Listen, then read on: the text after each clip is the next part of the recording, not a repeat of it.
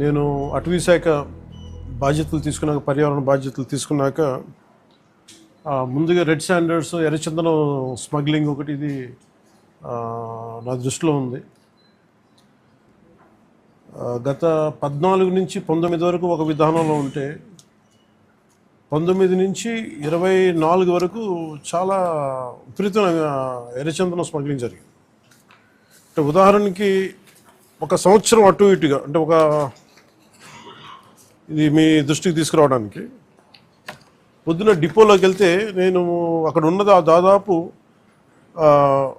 2,60,000 దుంగలు ఉన్నాయి, ఎర్రచందనం దుంగలు. అంటే కనీసం 2 దుంగలైనా కలిపి ఒక చెట్టు అనుకుంటే ఈ 5-6 సంవత్సరాల్లో 1,30,000 ఎర్రచందనం చెట్లు అడ్డగోలుగా నరికేశారు. ఇది మనకి ఆన్ రికార్డు మనకు ఉంది ఇప్పుడు. సో నేను మిగతా అధికారులందరితో మాట్లాడుతున్నప్పుడు దీని విలువ ఎంత ఉండొచ్చు అంటే, యాజ్ ఆన్ నౌ మార్కెట్లో ఇప్పుడున్న 40 లక్షల టన్ను అనుకుంటే, మెట్రిక్ టన్ను అనుకుంటే, దాదాపు 2,000 కోట్ల నుంచి 5,000 కోట్లు ఇప్పుడు మనకు ఉన్నది. అసలు ఇది పట్టుకున్నది ఎంత ఉంటుంది అంటే, దీనికి కనీసం 2 నుంచి 3 దాకా ఉంటుంది అనేది ఒక అంచనా కింద మన అధికారులు చెప్తా ఉన్నారు. సో దీన్ని బట్టి మీరు అర్థం చేసుకోవచ్చు, ఒక క్లోజ్ టు ఒక 8,000 to 10,000 crores వర్త్ ఎర్రచందనం ఇక్కడ స్మగ్లింగ్ చేయబడింది. సో నేను ఛార్జ్ తీసుకున్న తర్వాత ముందస్తుగా ఏం చేసాం, ఏంటి ఇష్యూస్ ఉన్నాయంటే, మేము కర్ణాటక రాష్ట్రానికి వెళ్ళి మాట్లాడుతున్నప్పుడు, అంటే ఎంత అలసత్వంతో ఉన్నాం అని చెప్పడానికి 140 కోట్ల ఎర్రచందనం దొంగలు కర్ణాటక అటవీ శాఖ అధికారులు స్వాధీనం చేసుకున్నారు. దాన్ని వాళ్ళు అమ్మేశారు. అది నేను కుంకి ఏనుగుల కోసం వెళ్ళి వాళ్ళతో ఇంటరాక్షన్లో వాళ్ళు థ్యాంక్స్ చెప్తున్నాను, మీకు థ్యాంక్స్ చెప్పాలి, మాకు మీ వల్ల మాకు 140 కోట్లు మా అటవీ శాఖకి వచ్చినాయి అని. ఏంటి వచ్చినాయి అంటే, మీరు కొట్టేసిన ఎర్రచందనం, మీ స్మగ్లర్లు కొట్టేసిన ఎర్రచందనం దొంగలు మేము ఇక్కడ పట్టుకుని దాన్ని వేలం పాటలు అమ్మేసి మాకు 140 కోట్లు వచ్చిందని. అంటే దీనికి అప్పుడున్న మంత్రులు కానీ ఒక్కరు కూడా బాధ్యత తీసుకోలేదు ఈరోజు. దాన్ని పొలిటికలైజ్ చేయడానికి కూడా పెద్ద ఎక్కువ మాట్లాడే దాని గురించి, ఎందుకంటే జరిగిపోయిన దాని గురించి మనం ఏం చేయలేం, కానీ ఏం కరెక్షన్స్ చేయాలి భవిష్యత్తులో అనే దాని మీద ఉంది. దీంట్లో కూర్చోబెట్టి ఎస్పీ సుబ్బారెడ్డి గారి నేతృత్వంలో టాస్క్ ఫోర్స్ పనిచేస్తూ ఉంది, రెడ్ శాండర్స్ని ట్యాకిల్ చేసే టాస్క్ ఫోర్స్. దీని గురించి కూర్చోబెట్టి అటవీ శాఖ అధికారులతోటి కానీ అండ్ టాస్క్ ఫోర్స్ అధికారులందరితో కూర్చోబెట్టి 5 జిల్లాల ఎస్పీలతో కూర్చొని మాట్లాడాము. ఇప్పుడు దాకా ఒక రివ్యూ మీటింగ్ చేశాం. అంటే ఈ మీటింగ్ తాలూకు ఇంటెన్షన్ ఏంటంటే, ఎంత స్మగ్లింగ్ జరిగింది, ముందు ఎంతసేపు ఎర్రచందనం జరిగింది, ఎర్రచందనం స్మగ్లింగ్ జరిగింది, ద వాల్యూమ్ ఆఫ్ స్మగ్లింగ్ ఎంత ఉంది, ఎన్ని దొంగలు ఉన్నాయి మీరు ఊహించుకోండి. 2,60,000 దొంగలు అంటే 1,30,000 పచ్చని చెట్లు ఇప్పుడు ఈరోజు మన కొట్టేస్తే వచ్చినాయి.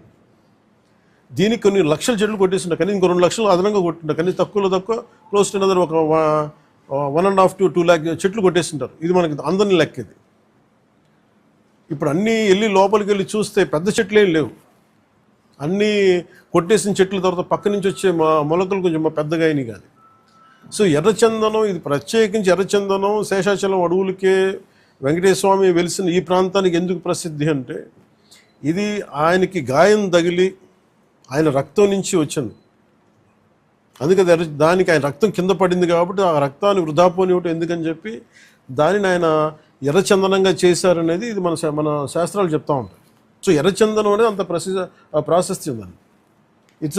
దాన్ని జస్ట్ ఏదో మనం కూర్చొని ఒక చెట్టు అని కాదు, ఇట్స్ ఒక డివైన్, దీనికి ఒక డివైన్ యాంగిల్ ఒకటి ఉంది. సో ఇవన్నీ దృష్టిలో పెట్టుకుని మనం కాపాడుకోవాల్సిన అవసరం, ఎందుకంటే ఒక్కొక్క చెట్టు ఇట్ క్రియేట్స్ ఒక బయోడైవర్సిటీ, ఒక ఎకో సిస్టమ్ క్రియేట్ చేస్తుంది.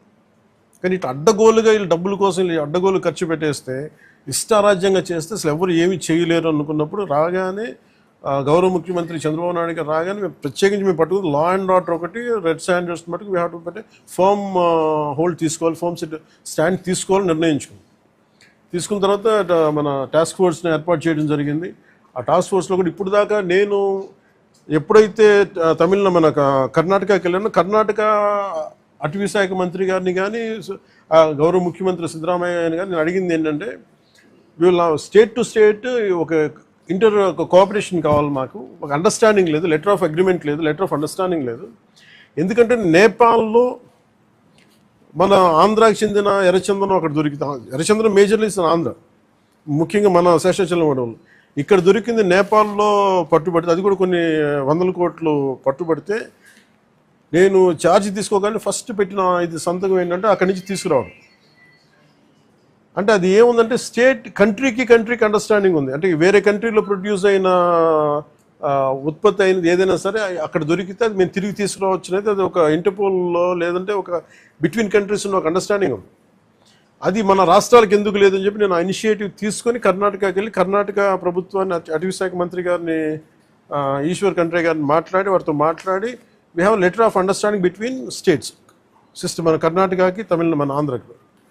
అలాగే మనకి భూపేంద్ర యాదవ్ గారి దగ్గరికి వాళ్ళకి ఏం చెప్పారంటే ఇది మీరు అన్ని స్టేట్స్కి మీరు అప్లై చేయండి మీరు అని ఆ రోజు కోరితే, తర్వాత రిపీటెడ్ మీటింగ్స్ జరిగినాయి, 2-3 మీటింగ్స్ జరిగినాయి, 5 మీటింగ్స్ తర్వాత నౌ అగ్రిమెంట్ అంటే ఏ స్టేట్లో ఆంధ్రప్రదేశ్ తాలూకు ఎర్రచందనం దొరికినా కానీ మనకి ఆ స్టేట్ మనకు తిరిగి అప్పగించేస్తుంది. అది ఎన్డీఏ ప్రభుత్వం తీసుకొచ్చిన ఇనిషియేటివ్. సో దాని ద్వారా ఎస్పీ గారు తన టాస్క్ ఫోర్స్ నిపించి ఎంతమందిని సార్ మనం can you give the details? లేదు అంటే మిగతా రాష్ట్రాల్లో ఎంత పట్టుకున్నాం కదా, ఒక కిన్ని కేసులు క్లోజ్ టు రీసెంట్గా సార్ గుజరాత్ రాష్ట్రము, తర్వాత ఢిల్లీ, కర్ణాటక, తమిళనాడు రాష్ట్రాల నుంచి దాదాపుగా ఈచ్ రాష్ట్రం నుంచి 4 to 5 tons ఆఫ్ ఎర్రచందనాన్ని మనం సీజ్ చేసి మళ్ళీ వెనక్కి తీసుకురావడం జరిగింది సార్. దాదాపు ఒక 30-40 crores ఉంటుంది కదా, 25 to 30 crores. 25 to 30 crores ఉంటుంది. At the same time 149 persons other states ఏంటి అదర్ స్టేట్ అఫెండర్స్ అందరినీ కూడా ఎన్బిడబ్ల్యూస్ ఎగ్జిక్యూట్ చేసి అరెస్ట్ చేయడం జరిగింది సార్. తర్వాత ఈ మధ్యకాలంలో మనం టాస్క్ ఫోర్స్ 83% కన్విక్షన్ని మనం రీచ్ అవ్వడం జరిగింది సార్. అలాగే ప్రత్యేకించి ఉమ్మడి కడప జిల్లా ముఖ్యంగా 2-3 జోన్స్లో చాలా విపరీతంగా జరుగుతుంది. అంటే అది చాలా అసలు విలువైన వుడ్, అది అసలు ఆ సిస్టమ్ అంతా ఆ అడవికి చాలా అవసరం. అది ఒకటి నేను గవర్నమెంట్ మన డిపార్ట్మెంట్ ఫారెస్ట్ డిపార్ట్మెంట్ అధికారులతో కూడా చెప్పింది ఏంటంటే, మొన్న రివ్యూ మీటింగ్లో కూడా ప్రత్యేకించి పేషి నుంచి నేను మాట్లాడుతుంది, ఎర్రచందనం ఏదైనా సరే మిగతా అవసరాలకు కావాలంటే తోటల్లో పెంచుకోవచ్చు, ఫార్మ్స్లో పెంచుకోవచ్చు, మేబీ అది వాళ్ళు వాడుకోవచ్చే, కానీ ఇది మటుకు ఈ అడవులకే పరిమితం అయి ఉండాలి. ఎందుకంటే ఈ ఎకో సిస్టమ్ని, ఈ బయోడైవర్సిటీని కాపాడేది మొక్క. సో అందుకని దీని మీద ప్రత్యేకించి మేము శ్రద్ధ తీసుకుంటా ఉన్నాం. ఈ ప్రత్యేకించి ఈ మీడియా మీకు ఈ మీడియా సమావేశం నుంచి నేను చెప్పదలుచుకుంది ఏంటంటే, to all the red sander smugglers, 4 కింగ్ పిన్స్ని ఐడెంటిఫై చేశారు. ఇట్స్ వాళ్ళని ఎలా పట్టుకోవాలి, ఏం తీసుకురావాలంటే దాని మీద చెప్పేవి కాదు కాబట్టి అవి టాస్క్ ఫోర్స్ కానీ state police and with help of forest department దాన్ని తీసుకెళ్తారు ముందుకి. కానీ రెడ్ శాండర్స్ ఇది వెంకటేశ్వర స్వామి గాయం నుంచి పుట్టిన చెట్టు. ఇది సెంటిమెంటల్గా దయచేసి దీన్ని శేషాచలం అడుగుల్లోని ఎర్రచందనాన్ని దయచేసి ఎవరు కొనగండి. That's my first appeal. 2, ఎవరైనా సరే ఉపాధి లేక మీకు ఏదైనా కొట్టేస్తుంటే కన్సర్న్ కలెక్టర్ దగ్గరికి వెళ్ళండి, లేదా కన్సర్న్ లీడర్స్ దగ్గరికి వెళ్ళండి. స్థానికంగా ఇక్కడ ఎవరన్నా కూర్చోబెట్టి సహాయపడి దానికి ఏదైనా ఆల్టర్నేట్ ఎంప్లాయ్మెంట్ చేస్తాం తప్ప దయచేసి మీరు ఎర్రచందనం చెట్లలో నరికివేతలు మీరు పాల్గొనకండి. అలాగే మిగతా రాష్ట్రాల నుంచి వచ్చే వాళ్ళకు కూడా ఒక అవేర్నెస్ క్యాంపెయిన్ స్టార్ట్ చేస్తాం, తమిళనాడులో కానీ మిగతా చోట్ల నుంచి కానీ. ఆ క్యాంపెయిన్లో కూడా దయచేసి మీరు ఇక్కడికి వచ్చి దీన్ని మీరు కేసులో ఇరుకోవద్దు, అది చాలా ఫామ్గా చెప్తా ఉన్నాం. ఎడ్యుకేట్ చేస్తున్నాం, అవేర్నెస్ ప్రోగ్రామ్స్ ఇస్తూ ఉన్నాం, ఇవన్నీ. అలాగే నేను అడుగుతున్నా, it's also create law and order problems. అది ఎలా చేస్తున్నారంటే, వీళ్ళు నరికి దొంగలు తీసుకెళ్ళిపోతున్నప్పుడు వీళ్ళని ఆపాలనుకున్నప్పుడు వీళ్ళు లైసెన్స్ ప్లేట్ లేని కార్లు కావచ్చు, లేదంటే అసలు ఇంజిన్లో కూడా చాసిస్ మీద నెంబర్లు చెడిపేసి దొంగతనం చేసిన కార్లు, అది ఒక చాలా క్రమబద్ధీకరణతో జరుగుతుంది, చాలా మెథాడికల్గా జరుగుతుంది. సో వీళ్ళకి మేమేం చేసుకున్నామంటే, 1 సింపుల్ వార్నింగ్ అందరికీ ఇస్తుంది, ముఖ్యంగా రెడ్ శాండర్స్ అందరికీ కూడా. రెడ్ శాండర్స్ని ఎవరైతే సపోర్ట్ చేస్తున్నారో, మీరు స్మగ్లర్స్ కావచ్చు, కొట్టేసే వాళ్ళు కావచ్చు, కింగ్ పిన్స్ కావచ్చు, it's a very firm warning to you all. Operation Kagar లాంటిది ఎక్స్ట్రీమ్ లెఫ్ట్ వింగ్ ఎక్స్ట్రీజంనే హ్యాండిల్ చేయగలిగినప్పుడు ఈ కంట్రీ, ఒక ఐడియాలజికల్ బేస్డ్ ఉన్న వాళ్ళే కూర్చోబెట్టి కష్టమైపోతున్న లొంగిపోతున్నప్పుడు, మిమ్మల్ని తాట తీసి కూర్చోబెట్టేస్తాం స్మగ్లర్లందరినీ. It's just a political will అంతే.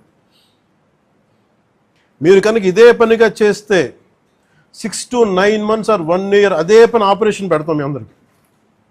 మీరు స్వచ్ఛందంగా ఆపారా మంచిది, మీకు మీరు ఆపలేదా ఒక 1 year 1.5 year ప్రత్యేకమైన special zone special operation create చేసి మళ్ళీ రెడ్ శాండర్స్ ఎవడన్నా తిరగాలి చెట్టు కొట్టాలంటే కూడా భయపెట్టే స్థితికి మేము తీసుకొస్తాం. మేజర్ మీకు ఒక యాక్ట్ ఉంది, ఎవరన్నా సరే రెడ్ శాండర్స్ చెట్లు కొడితే వాళ్ళ ఆస్తులను కూడా సీజ్ చేయొచ్చు. ఆ అమెండ్మెంట్ ఆల్రెడీ చేస్తుంది ఫారెస్ట్ యాక్ట్లో. You have to be very very clear on that. So ప్రభుత్వం ఇంకా ఆలోచిస్తూ ఉంది తటపాయిస్తుంది, ఇంకా ఆ తటపాయింపులు లేవు. మీకు వెరీ స్టర్న్గా వెరీ ఫర్మ్గా చెప్తున్నాం, రెడ్ శాండర్స్ స్మగ్లర్స్ అందరికీ కూడా, దాంట్లో పాల్గొనే వాళ్ళు ప్రతి ఒక్కళ్ళకి కూడా it's a matter of time. So మీ అందరూ కూడా మర్యాదగా మీరు వెనక్కి వెళ్ళిపోయి వేరే పనులు చూసుకుంటారా లేదా ఇవే చేస్తారనేది చాయిస్ ఇస్ యువర్స్. ఎందుకంటే వన్స్ మేము ఆపరేషన్ స్టార్ట్ చేసినప్పుడు మటుకు ముఖ్యమంత్రి గారి దృష్టికి తీసుకెళ్తాం, ఆల్రెడీ ఆయన స్టార్ట్ చేశారు.